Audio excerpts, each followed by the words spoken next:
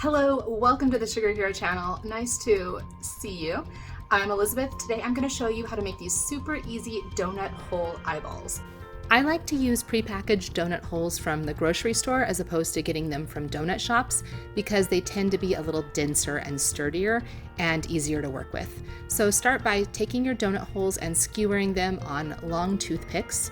Then melt some white candy coating in the microwave until it's smooth and fluid. Next, take one of the donut holes on a toothpick and dip it completely in the candy coating. You want the whole thing submerged. Then just hold it over the bowl and tap a little bit to let the excess drip back into the bowl. You can also gently scrape the bottom of the donut hole against the lip of the bowl just to get any last little drips off the bottom of the donut hole.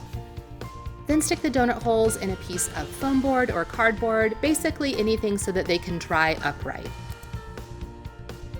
While the coating is still wet, press a candy eyeball on the top of each one.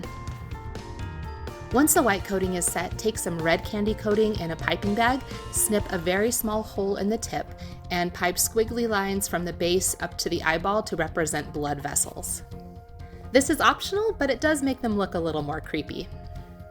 Let everything dry completely and then just gently twist the toothpick and remove it from the bottom of the donut hole. And you're done. These are delicious on their own, they're perfect for parties, and they also make great cake or cupcake toppers. Thanks for watching, and don't forget to follow for more fun dessert recipes.